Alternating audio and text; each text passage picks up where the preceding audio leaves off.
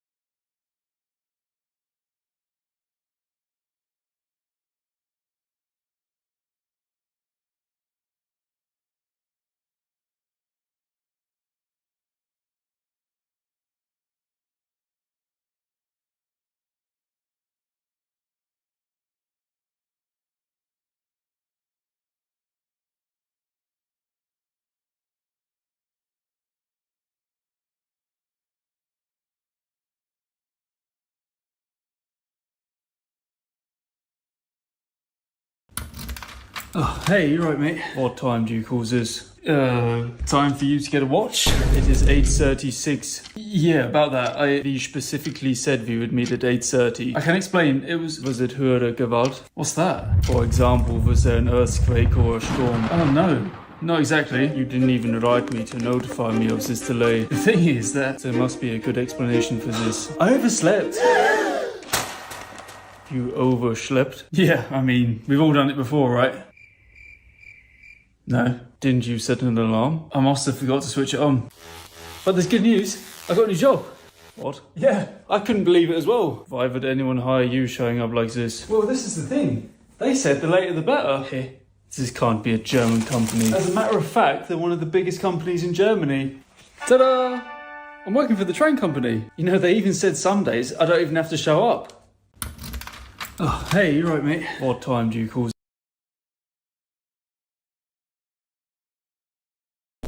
Royal Rumble is finally here, and the star power alone tells you this one is gonna be massive. You got Rhea Ripley.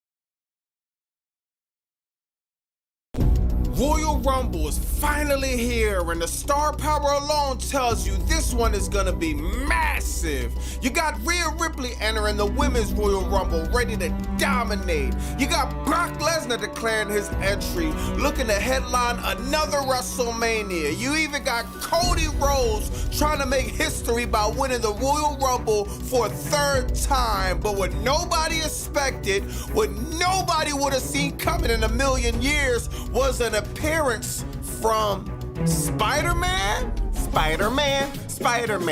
Damian Priest is a jobber man. Camel toe, his pants is tight. He might walk past you if you're on the flight. Watch out! Here comes the Spider-Man! Man, this is what I'm talking about when I say WWE is a circus act. Can somebody in the comments explain to me why is Damian Priest on a plane going to Saudi Arabia dressed as Spider-Man? That's Spider-Man. You need assistance? No, I'm alright. Okay. I'm alright. Thank you. Sure. Thank you, Spider-Man. That's what I'm here for. Thank you, brother. Yeah. How much tequila do you have to consume to think this was a great idea? Wait a minute, my spider senses are tingling.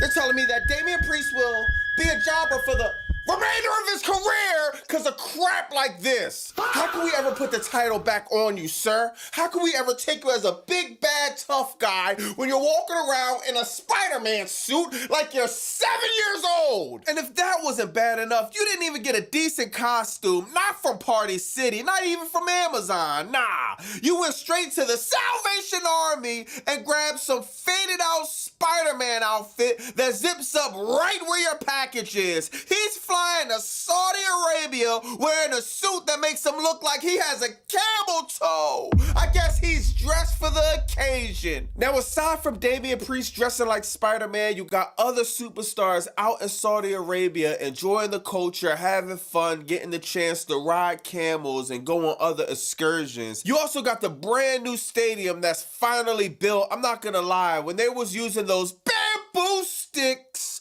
I was nervous in the beginning, man. I ain't gonna lie, bro. But man, it seems like they got the job done. It's clear that the construction workers got it together. They put the whole stadium up in less than a month. That's definitely impressive. And I'm surprised, and I'm pretty sure the production will be top tier this weekend. Now, speaking of surprises, you got Paul Levesque going on ESPN saying there's gonna be a bunch of surprises at Royal Rumble. And to be honest, I don't see it. That's why everything everything he says, we gotta take it with a grain of salt. Let me know in the comments what surprises you think Triple H got in store this weekend at the Royal Rumble. We already saw Spider-Man hop on a plane and make his way over there. Who else you got lined up? Batman? Superman? Iron Man? Or let me guess, you're about to declare yourself into the Royal Rumble just so you can punch your ticket to WrestleMania, right? Give me a break. The biggest surprise we'll probably get is actually staying awake for the 2 to 3 hours this show is on, because let's be real, the build up to Royal Rumble has been nothing but a snooze fest.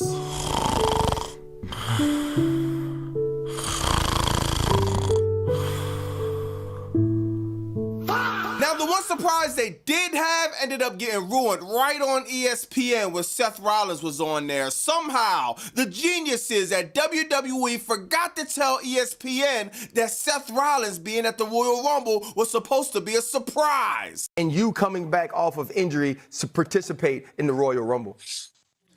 Well, let's pump the brakes on me participating in the Royal Rumble. I'm not ready there yet. I just had my rotator cuff done in October. I got a couple months left to go. I wish I could get myself in there, but that's not going to be the case. You liar! Seth Rollins is fresh off of lying about an injury a few months ago just to pop up at SummerSlam and cash in the Money in the Bank. Now here we are, 2026, and it's looked like he's trying the same play again. Another injury angle, another lie, all to surprise everybody at the Royal Rumble. This dude went from being the architect to the boy who cried wolf. Honestly, when Seth retires from wrestling, he might have a future in narrating audiobooks. Oh, why you say that, Bobby Monsoon? Because if it's one thing he's great at, it's telling stories. Next to AEW news, we got Tommaso Ciampa making his way to AEW. This is fire, man. Like, what a fire debut. Fire entrance music. This dude been at AEW only a few short seconds and already he's being booked way better than he was at the Fed.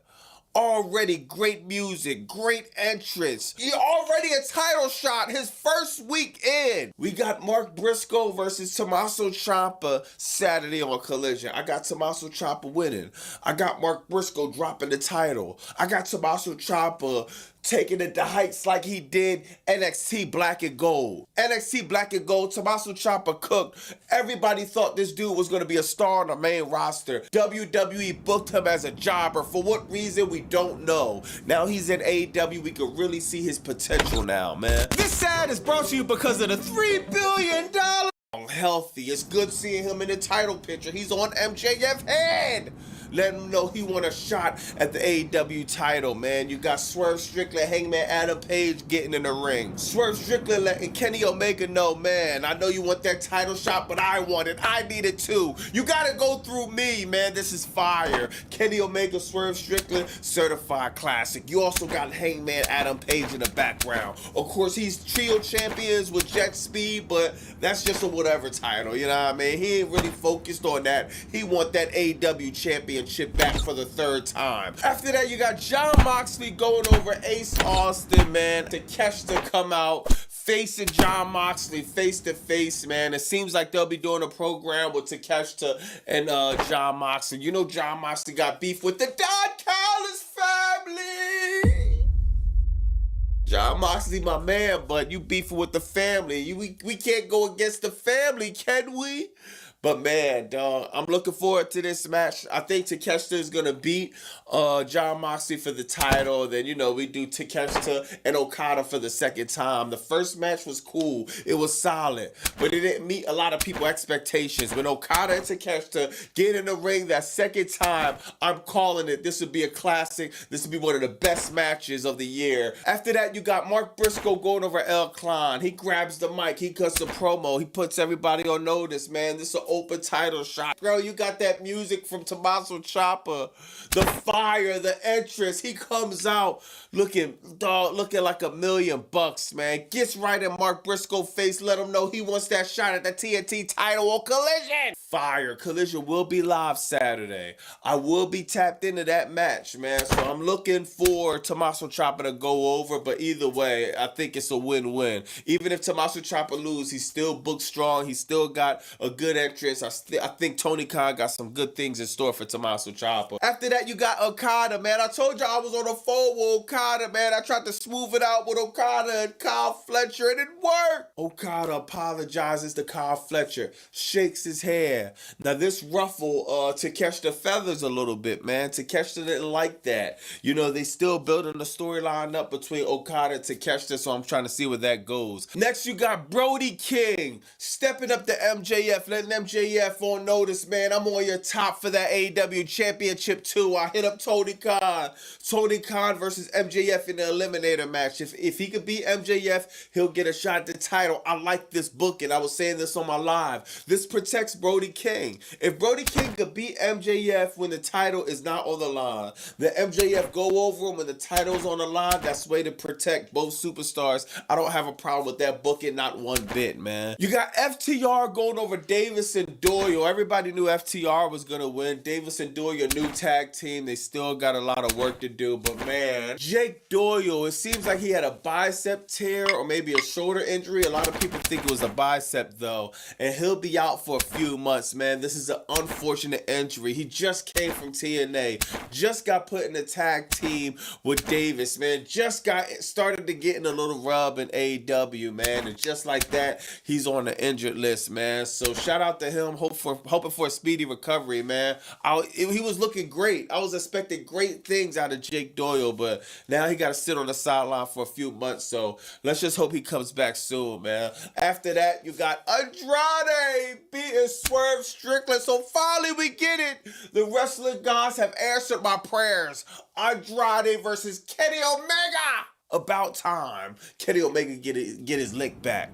About time we take that storyline off the shelf and we finish it. Tony Khan put it in a pot and cook up something nice for us AEW fans. So we'll see about that. AEW had a fire show tonight. Solid. Now, I think it's fire. This was like an 8 out of 10 show, if you ask me, man. Fire show. 100 times better than Raw. We'll see what Crackdown's going to do, but you know what to expect with that. You got Royal Rumble, Royal Crumble, Royal Fumble, Stumble and Bumble this weekend, man. And I'm just looking for certain superstars to be booked well. Royce Keys, if he comes out, I want him to be booked well. Oba Femi, I want him to be booked well.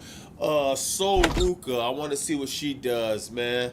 AJ Styles gonna be retiring, so that's still disgusting to me, to be honest, man. Who else on the card? Oh yeah, Sami Zayn. They're gonna make sure Sami Zayn gets his big moment, which is a load of crap, man. But let me know in the comments what y'all think about that, man. Are y'all excited for the Royal Rumble? What do you think about Spider-Man being on the plane, going to Saudi Arabia for the Royal Rumble? Also, let me know what you think about Tommaso Ciampa going all elite, being in the AEW, leaving the Fed, about to show them what they missed. Let me know in the comments what y'all think about that. It's Bobby Masood.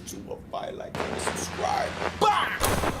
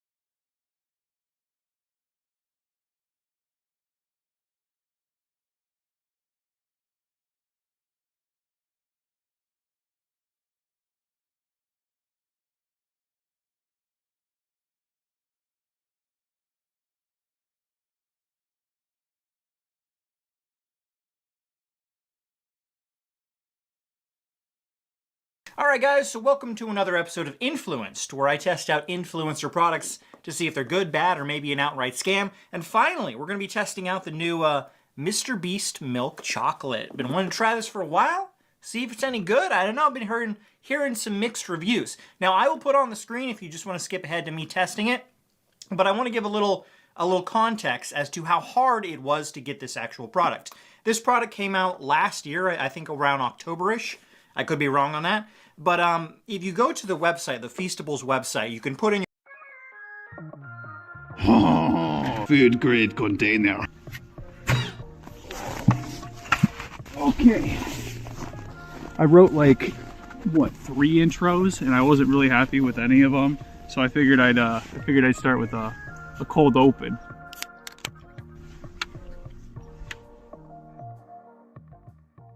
I really don't have any other bit lined up. This is kind of the extent of the intro. This is Monster Energy Zero Ultra, or more commonly referred to as a white monster. The second most influential drink to ever exist in this market. An energy drink so unbelievably popular, it's garnered copycats similar to that of the original. The second generation of energy drinks, if you will.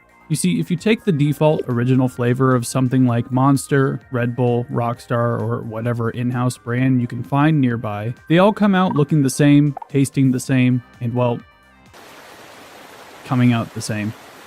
The formula, the manufacturing process, all similar enough to trick the average consumer in a blind taste test. Each can be different enough, yet close enough. So then, what about the sequel to energy drinks? Trading in all that glucose for artificial sweeteners like sucralose and erythritol, the signature truck stop urinal yellow swapped for a cloudy white, and choosing a light citrus flavor over the old, sweet and salty.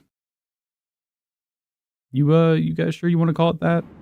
Anybody want a soda or something? Because I'm going up to the machine. I thought maybe, you know, I'd get somebody something. Because I've had all these sweets, and I think I'm going to get something salty. I thought maybe something would be different. White Monster is a cultural phenomenon, quickly becoming popular with gym bros, gamers, and even the shift work morale booster. But what about the older folk? A warning about those popular energy drinks. The University of the Pacific study finds that they can alter the heart's electrical activity and raise blood pressure. A lot of parents are having these discussions with their children. Now, health concerns about energy drinks were heightened this week with reports of 5 deaths possibly linked to Monster Energy drink. Dubious ingredients, heart failure, unstudied side effects. They were told a story by an investigative media. Instantly, it became the rock and roll of the cooler section. But like rock and roll, we're all pretty cool with a can. Is that Tim Tebow? 30 minutes for the rest of our lives! Instantly, it became the rock and roll of the cooler section. But like rock and roll, we're all pretty cool with a can of White Monster every now and then. Sometimes daily, sometimes twice daily. But when did we stop asking questions about energy drinks? Bang made your average monster look like a glass of soda, coming in at less than half the caffeine content per ounce. Are you here to offer me your assistance? Is it? After all, it's simply ingredient 9 out of 18 ingredients total. Some of them I've heard of, some don't even look like English. How many of these things have I put in my body without even asking myself what's in them? Not to mention the ones I've drank. But that's where the beauty of consumer resources and consumer skills comes into play. Every ingredient is listed and researchable. We have the information, the technology. Plus, you get little hits of edited dopamine while we learn about this dubious potion together. Thinking of calling this one, Guy Researches White Monster After Drinking Like a Bajillion of Them. Let's talk formulas. Some energy drinks are special when we're looking at the nutrition facts. What you'll typically see is a bit of sodium, some ghost calories, or a lot of calories. I'm looking at you, Rockstar Boom. Oh my god, dude! And some vitamins and minerals, specifically vitamins B3, B5, B6, and B12. B3 is interchangeably labeled as niacin, same deal with B5, and pantothenic acid, which we'll get into that. But this is old news, front and center, written plainly in a Helvetica typeface. In fact, not too many of these beverages care to even put vitamin C in. The only any that I have on hand that does have vitamin C is Ghost Energy, which packs 90 milligrams, a 100% daily value. Actually, it packs 100% of B3, B6, and B12 to a T, which, going back to this 24-ounce can of Monster, am I gonna die? No, actually I'll be just fine, even though I'm consuming almost 7.5 times my recommended amount of B12. See, the body takes in what it needs, uses it for whatever reason it's going to be used, then the body takes the excess, separates it, and flushes it out. How? To be very clear, this is not how the body processes most things, especially when we get to caffeine. Too much of that stuff and your body won't be getting rid of that through urine. Instead, the caffeine will most likely be getting rid of you at a lethal dose of 10,000 milligrams. It has happened before. But that brings me to the blend, specifically pointed out to show what's giving you the energy or the stimulants. We'll pay special attention to these four when we're breezing through the ingredients, since this is supposedly what makes Monster feel like Monster. So then, what is the first ingredient? God, what? Oh god, what's happening? What? No, not again! It's what most of the drink is actually made up of. In fact, it makes up a majority of pretty much every energy drink and soda. How do we carbonate water though? The original intent of the soda stream is to get liquid. I'm just using water. Alright, you screw it in, you pump it with CO2. You let it rest for a little bit, give it a tap, couple more pops in there, yep, release, and the water is now carbonated. So why does it become super sensitive to shaking or even ice being dropped in the glass? Well, what we've created is actually a very weak acid called carbonic acid, H2CO3. Carbonated water is not the same as carbonic acid, there's just some carbonic acid present in carbonated water. It's mostly water. This acid has been known to be a bit more bitter than regular water due to an imbalance in the pH, so if you've ever been handed a LaCroix thinking it'd be a refreshing beverage, only to taste watermelon battery acid, Oh my gosh. What do I do? yep, that's carbonation for you. Unsweetened carbonated water just has that sort of bitter taste to it. That's why soda manufacturers toss in a few different ingredients and sweeteners to combat that taste. So the main ingredient is acidic. The acid is very weak, so weak that by the time it hits your internals, you breathe out most of it as carbon dioxide. Citric acid. Carbonated water's wingman, usually ingredient number 2 in nearly every fruity beverage, unless there's a good reason, like a substitution for a fruit juice concentrate, or it's going to be more of a cola flavor. In that case, you're getting caramel colorings, aspartame, and preservatives before citric acid. And you might be looking at the word citric, like from a lemon tree. So it's basically lemon juice, right? Oh, my sweet summer child, I truly wish a hard-working farmer plucked a ripe fruit from their lemon tree and placed it gently into a well-worn basket, which in the evening on their front stoop, the farmer carefully squeezed the nutrients into a small vial and then shipped it to a production facility, humbly integrated into the can sitting on your store shelf. Instead, we feed a fungus sugar and, well,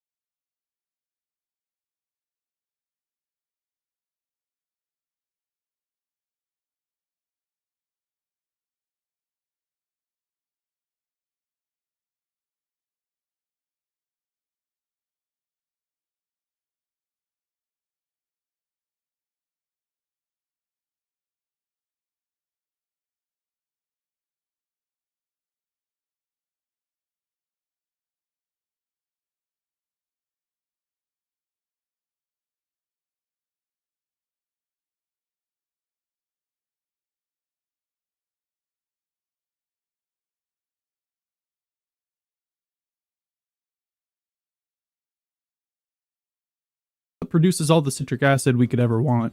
And you can actually buy it outright. In fact, a lot of the ingredients we'll be covering today you can just kind of buy in a white powdery bag container. Most of it's considered food seasoning for desserts and candy. Basically, it makes things sour. And it's also considered a preservative. So, there you go.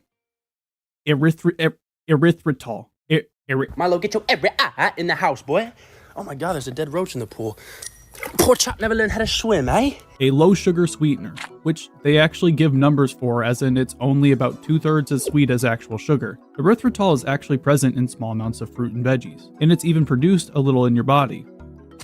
It's another science experiment to source, this time through fermentation. A good amount of the ingredients listed below are going to be produced through fermentation. A little bit of yeast and starch creates a solution which is then reduced down to little crystals similar to sugar.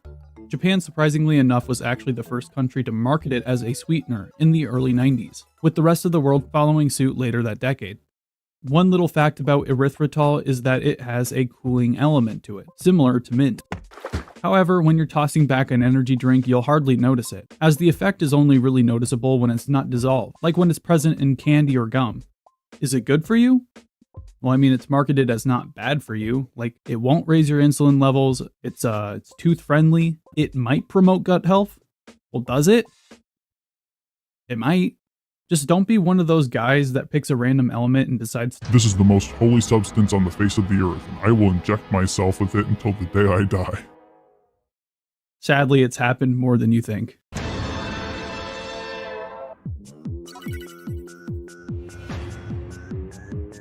Okay, this one's big. If we go back to the patented energy blend, taurine is ingredient 1 of 4. I mean, it's so special to this blend, you'll find it in pretty much every default energy drink. So whether it's White Monster, the Heartstopper 3000, it's gonna have taurine. Taurine is an amino acid, so it helps with your body's functions. What's strange is that it's not the protein building type. Most amino acids help with that though. But we do use this in other ways, like maintaining a water-salt balance in the body, as well as antioxidant stuff.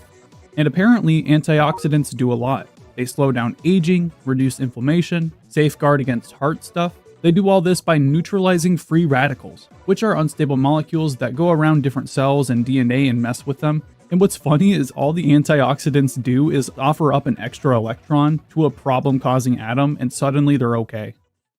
I will burn this planet down before I spend another minute living among these animals. Here you go, man. I want you to have this.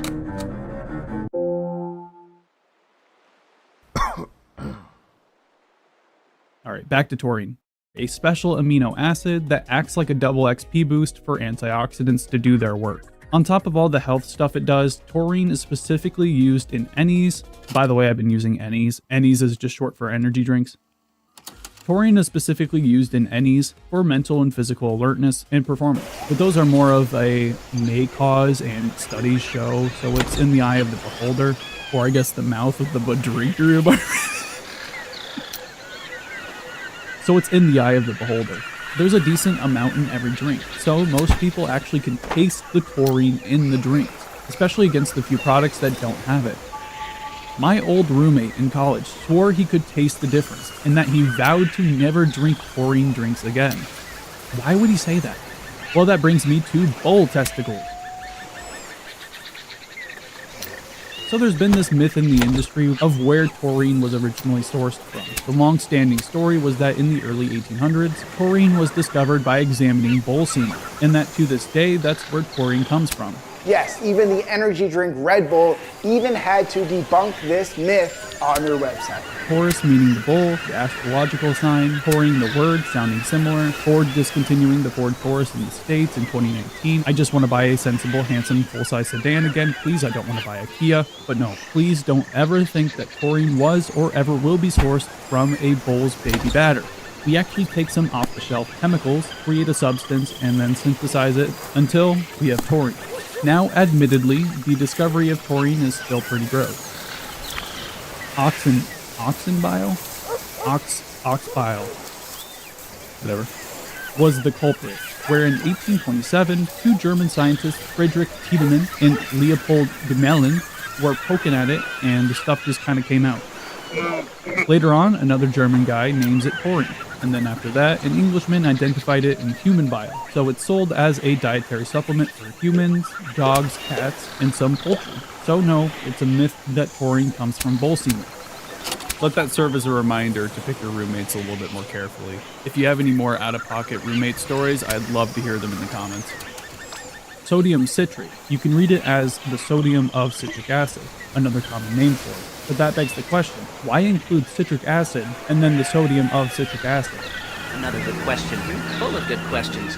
Well, we've got to deal with citric acid, which acts as a preservative and a flavor enhancer. It can also prove to be beneficial to add something that not only stabilizes the pH of the beverage, but can also complement the taste and texture. You have to remember, we're not making a Sour Patch Kids Ghost. We're making a light, refreshing citrus drink. All starting to make sense. I like to visualize it the same way I make cookies. I take an egg and I add it to the cookie dough. But then I also take an egg yolk, separate it from the egg white, and add that to the mix for a softer, fattier cookie. How they source it is they take a little citric acid from earlier, dribble a bit of sodium hydroxide on it, and boom, we got the stuff. Natural and artificial flavors. What's that? Okay, every Monster flavor has a natural, artificial, or a mix of the two flavors, but the formula for each can be roughly the same. That's why nobody bats an eye when they're in the same product line, the Ultra series. So then the natural and artificial flavors are the molecules and ingredients that make up the slightly different flavor profile, right? When we take a step back though, we start to wonder if it's safe or not, because even though it's listed as natural and artificial flavors, we can assume it's basically a tiny ingredient veil. Plenty of products list the same veil, and behind it is the FDA, who describes the natural ingredients as substances derived from natural sources, such as spices, fruit or fruit juices, vegetable or vegetable juices, edible yeast, herbs, bark, buds, roots, leaves, or similar plant material, meats, fish, and poultry, eggs, dairy products, or fermentation products thereof. So then, for Mr. Light and Refreshing Citrus, it might be molecules derived from lemons or limes or something. Another mystery solved. However, unlike the newest Monster, which mentions no artificial flavors, White Monster lists natural and artificial, which the FDA considers to be substances that impart flavor not derived from spices, fruit, and fruit juices, vegetables. That's where speculation begins with consumers. What is actually better for you? Is it safe? Is it saving them money? Even if it saves them money, is it costing me? We don't have a full picture, and we don't get a full picture. Remember? The veil. I will say that artificial isn't always bad, and natural isn't always good. The FDA does have a process on making these things FDA safe. They don't allow drink manufacturers to include more of a product than what is present in the fruit naturally. So if I take a compound from a lemon, I'm not allowed to put more than what is in that lemon, I think. It's something like that. Panics Ginseng Flavor. Oh, I've been waiting for this. Oh boy, I've been waiting for this. Panics sounds medical, like it's the laxative brand Gangan takes on the daily, but it's actually referring to the species of ginseng found in East Asia. Ginseng is pretty cool. It's more of a wellness branded root. Mild stimulant, similar to tea. It's the last word that throws a damper on things. Flavor. So we're back to natural flavors. It's a synthesized version of ginseng to only impart the flavor, most likely without any of the funky benefits of actual ginseng. But you're probably like, I've never heard of ginseng being a flavor before. Maybe. I personally know it from Mountain Dew Voltage as the blue one, but like the dark blue, like the edgy blue. It used to actually be front and center on that cute little description. Now they're leaning into the whole, it's raspberry, it's just raspberry, it's just raspberry. We're not gonna put a cool root flavor on the market. You just get a blue colored soda based on a red fruit. And you're gonna suck it, and you're gonna suck it down like a regular man. End of transaction. L-carnitine L-tartrate. This is ingredient number 2 of 4 on the Monster Energy Blend. It's a highly absorbable version of the amino acid L-carnitine. The primary function of L-carnitine in the body is to transport long-chain fatty acids from the cytosol into the mitochondria. The mitochondria, you know that, where oxidation takes place with the amino acid to produce energy, also known as ATP. The process is essential for fueling high-energy tissues like the skeletal and cardiac muscles. L-carnitine combines with tartaric acid, a potent antioxidant. This naturally occurring wombo combo creates a very stable L-carnitine that's easily absorbed in the body. When absorbed, it aids metabolism, specifically for fats. Research currently shows because of this, it's used in supplements that aid weight loss, muscle recovery and function, and all that antioxidant stuff we discussed earlier, because it's stable off-rip. Let's take a second and talk about drugs.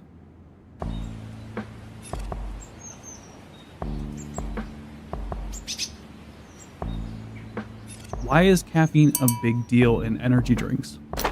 Apart from it being listed as ingredient 3 of 4 under the Monster Energy blend, it's present in coffee, chocolate, tea, and all kinds of other stuff. Let's start by how it's made, or rather why it's made.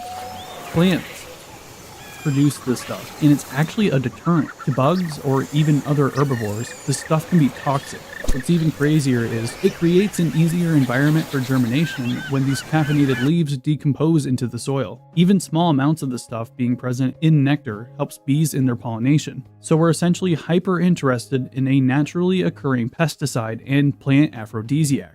We know what it does to bugs, soil, and foliage, but what is the effect of caffeine on people?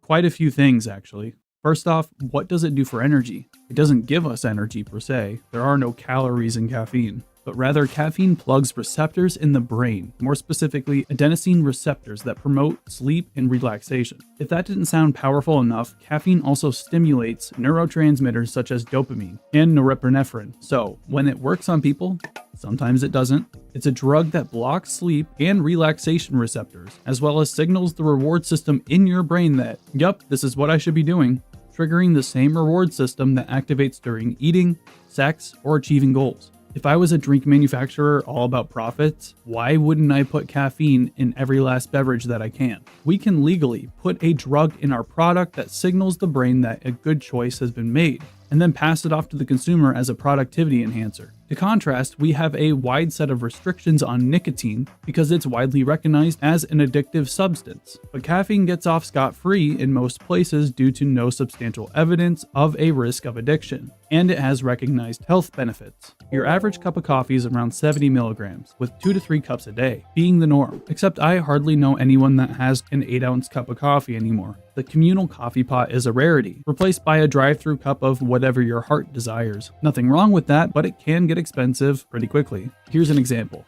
I went to get coffee with a friend. I wanted a seasonal peppermint mocha. 16 ounces, no big deal. I thought to myself, there's probably 100 milligrams in this bad boy? It's a sugary drink, it can't be that bad.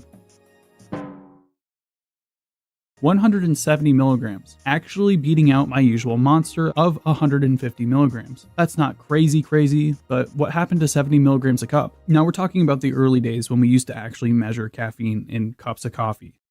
With all that being said, I just want to approach this with a very skeptical mind. Caffeine is a wonder drug in some sense, but as a consumer, that doesn't stop me from asking why most of us are putting this drug in our body daily. I can't argue with the benefits. It's not always some evil business decision. What it all comes down to in this video is how much of it is in a white monster. 150 milligrams. That's it? This is the beverage I was told growing up, don't drink that or it'll kill you someday. Compare that to the 200 milligrams or even 300 milligrams present in other drinks. If we're just talking about caffeine, a bang is worth about 2 monsters on the dot. That's ridiculous. That's why caffeine content is such an important thing to count, because it varies from product to product. Pop quiz. Which of these American drinks has the most caffeine? A bubbler sparkling water, an ice plus caffeine, or an Alani?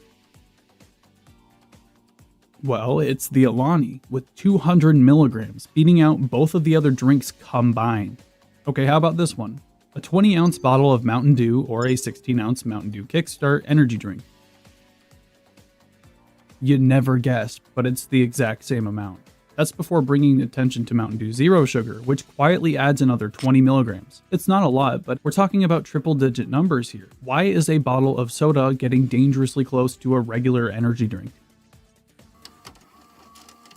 Editor Crimmy here. I was going to do one more example with Rockstar and how their cans all look the same, but they have different caffeine amounts. These fellas put the amount of caffeine on the front of the cans now. That's awesome. It's crucial to count caffeine content always, and there's a few numbers you need to know. At the time of writing, the FDA has settled on 400 milligrams being the bar for safety for an adult, meaning to stay under that daily limit and there shouldn't be a problem. But that's not the whole story, because you're you.